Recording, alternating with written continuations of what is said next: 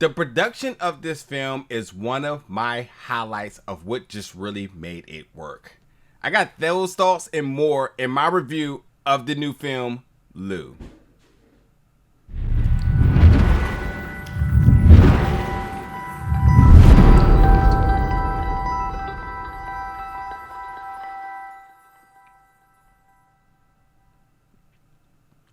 What's up, everybody? Welcome back to the channel today for another review. And today we're going to be reviewing the film Lou, which is coming to Netflix September 23rd.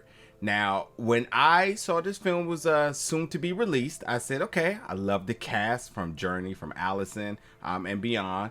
And then this is brought to you by Bad Robot, which is J.J. Abrams' production company. And then the trailer. I thought the trailer was impressive, and I really wanted to see what this film was about. The synopsis isn't like it's something I've seen before, have not seen before. It did not reinvent the wheel, but I was still very much interested in this film. One, I'm just, again, I mentioned Jurnee. I've just been a really big fan of hers, especially since Lovecraft Country.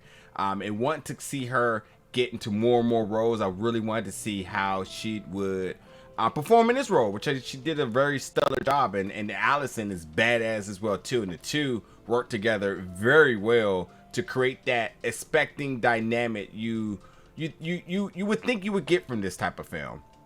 But ultimately it's the production, because what's blanketed around this film is a storm, and the storm and the elements of the storm change everything around it, and that takes predictable scenarios to be unpredictable. So you're constantly on edge, wondering how certain what seem to be easy sequences, especially in this cat and mouse sort of thing that's kind of going on here, obviously becomes complicated, and you kind of wonder how these events are going to play out. So I was overly entertained by that. It kept me guessing in a film that I felt like the synopsis is pretty much predictable. So I loved that. I absolutely loved it. And beyond that, just the cinematography, production, and effects around that, I thought was really well. Anywho, you have Lou, who is pretty much off the grid. I mean, if I had to describe Lou in terms of other characters that she really like channels, it's like Sarah Connor and Laurie Strode. I mean, she's badass.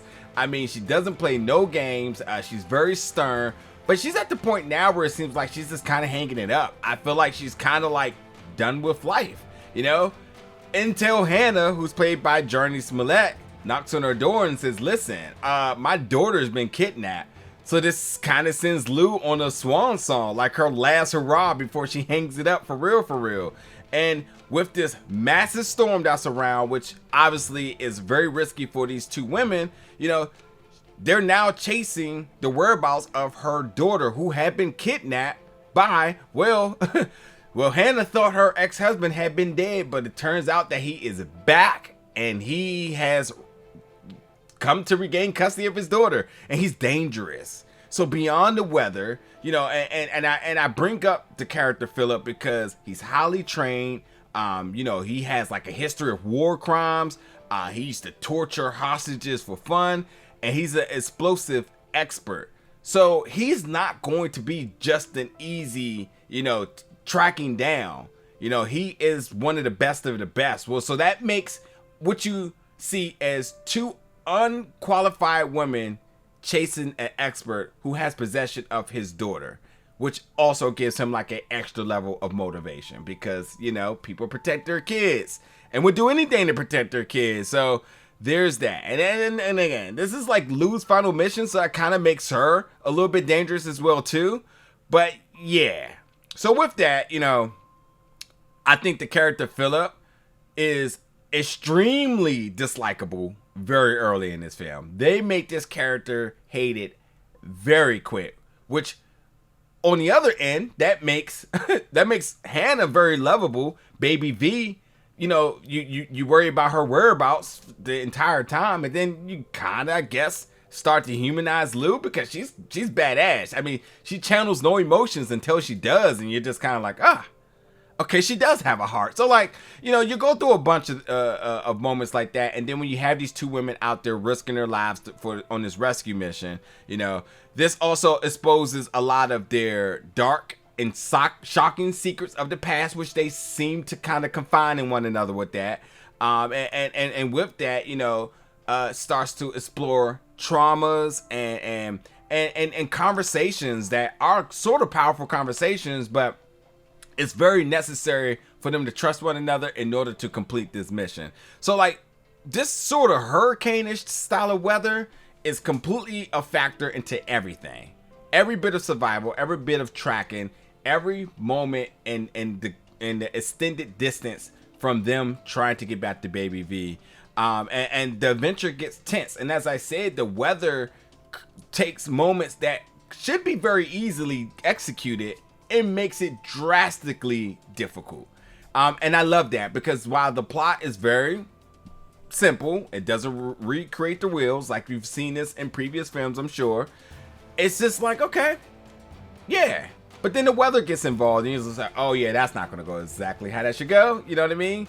Let's just, for example, if it was a car chase, but then there was a lot of water and then you couldn't actually go through a particular road and it creates a separation. It's like now you can't actually just drive that way. You have to climb around or something like that. Like consider a lot of factors in moments and stuff like that. And then with a lot of it having to do with safety. You know what I mean? But then, yeah, there's a twist. I think it's about an hour within the film, and the twist is pretty wild. I did not see that coming, and that really did shake things up. So, like, overall, you know, there's going to be some interesting moments in this film, some action, some suspense, the twist, the drama, a couple of likable characters. I really like Sheriff Rankin, very kind of a small role, but once this character is introduced, you're just like, yeah, I like this guy. And so on. And I think that Allison does a fantastic job. I mean, she's Academy Award winner. And then you have Emmy Award nominee in Jurnee. I mean, listen, the two of them mesh really well together and really carry this film.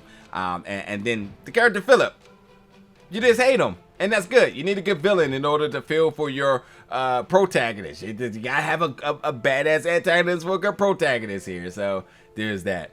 But hey, check out Lou. It's streaming on Netflix September 23rd. I think you're going to have a good time with this one. I think a lot of people will be talking about how fun it was and how entertained it was. It doesn't try to do anything out of the ordinary, but the production is very good. I mean, Bad Robot from J.J. Abrams production company has been solid since, and I knew without a doubt that was going to be a strong factor in this film, and it was. So, but yeah, jump in the comments, folks. Let me know your thoughts about this film, and as always, stay tuned for more reviews very soon.